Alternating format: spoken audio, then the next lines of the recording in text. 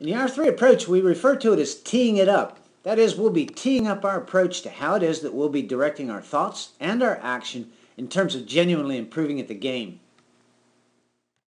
When we begin playing the awesome and peculiar game of golf, we're all on the same path. We're all sharing the same experiences, hitting the good shot, and then trying to figure out how it is that we'll hit that good shot again.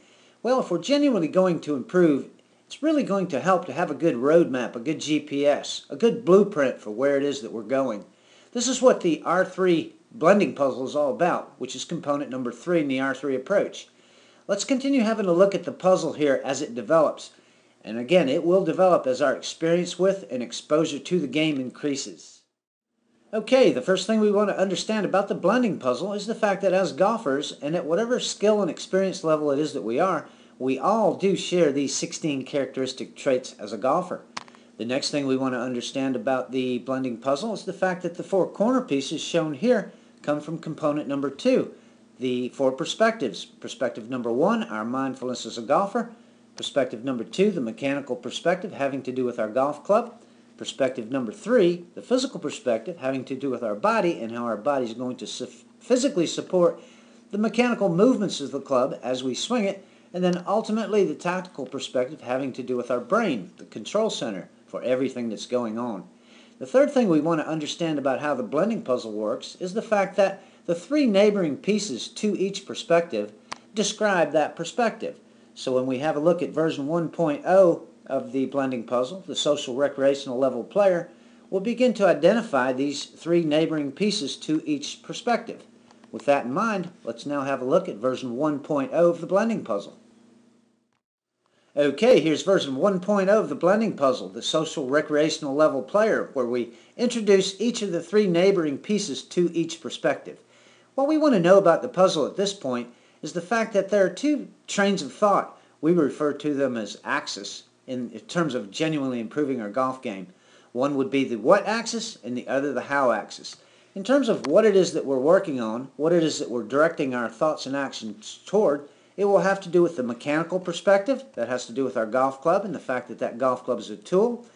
In the mechanical perspective, we focus on how the tool, the club, is intended to be used during the swing. And the other is the physical perspective, and that has to do with our body and how our body will actually support the movements of the club from the mechanical perspective. The how axis, on the other hand, has to do with how it is that we'll be taking what we've got and making it work once we get to the golf course. So again, the 2 axes that we will use to help direct our thoughts and actions in terms of genuinely improving at the game will have to do with the what axis. Again, that's what we're working on, and the how axis. And again, the how axis has to do with how it is that we'll be taking what we've got and actually making it work once we're out on the golf course. Okay, with this in mind, let's move on and look at version 2.0 of the blending puzzle, the recreational competitive level player, in which case each of the puzzle pieces is becoming more developed. Okay, we're rolling now, getting a little more momentum built up with version 2.0 of the blending puzzle, the recreational and competitive level player. As you can see, each piece of the puzzle is getting a little more defined and a little more developed as our experience with and exposure to the game continues. We should point out also that the what axis, that is what we're working on, is highlighted in red. This is because at this point, a golfer's probably directing their thoughts and their actions towards developing a more mechanically sound and physically athletic golf swing motion. We should point out the fact here too that as we come to understand what it means to have a more mechanically sound swing, component number 1 kicks in. That is the first mechanical law. The law of angular momentum in the swing is beginning to develop. And then also we're developing a better understanding of what it means to have an acceptable and repeating swing path that we're moving that angle through. And then most importantly, we're coming to understand what it means to truly have a better and improved release action in terms of releasing the power that we're building up in the swing. And this also is going to be supported by the physical perspective. Here we're pointing out the fact that our body is going to be what supports the motions that we're making in our swing, obviously. Here we're introducing such things as grip, aim, and setup into the swing. And we're coming to understand that the quality of any given shot that we hit is going to be a function of the rhythm and timing that we have on that particular swing. So again, as we can see, each piece of the puzzle is becoming a little more developed as our experience with and exposure to the game continues. And with this in mind, we'll be evolving our games into the version 3.0 of the blending puzzle, the competitive and tournament level player. That being said, let's have a look at version 3.0 of the blending puzzle. Okay, bam, here it is, the fully developed version of the blending puzzle, version 3.0, the competitive and tournament level player. We can see now that each piece of the puzzle is in its fully developed form.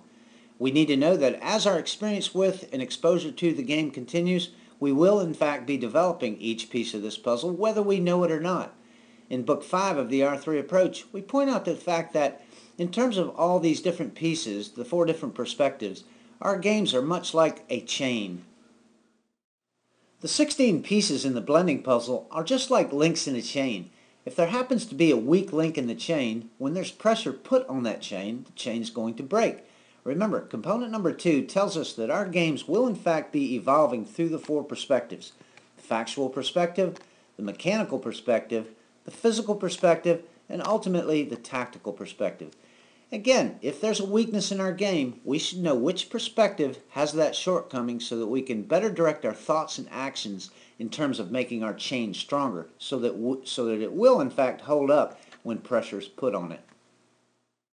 In Book 5, which has to do with our belief system, we have some fun and talk about playing in the zone and what that involves and what's required in order to have a zone experience.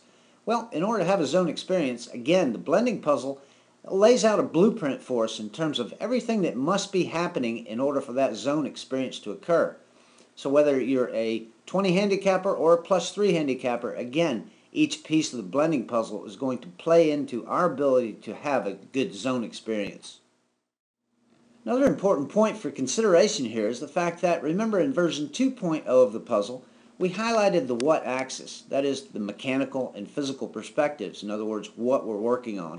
Well, in terms of having that zone experience and taking our golf games to the course and actually have them work well for us, we'll need to do, at this point, we'll need to do what we refer to as crossing the bridge.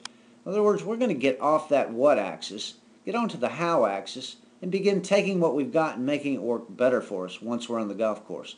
Notice at this point that the how axis is in fact highlighted in red.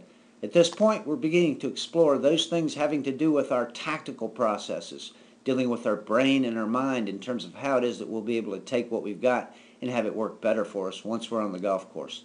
Well, again, the blending puzzle is simply a blueprint which points out facts and realities about every aspect of the game that we'll need to direct some thought and action towards in terms of, again, making our playing chain stronger. Any weak link in our chain is going to result in that chain breaking when it's put under pressure.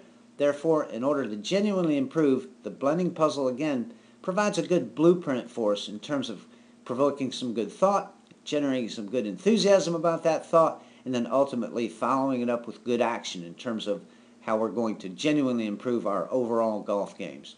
Okay, so the first 3 components of the R3 approach had very much to do with thoughts in terms of how it is that we'll be directing our action in terms of genuinely improving.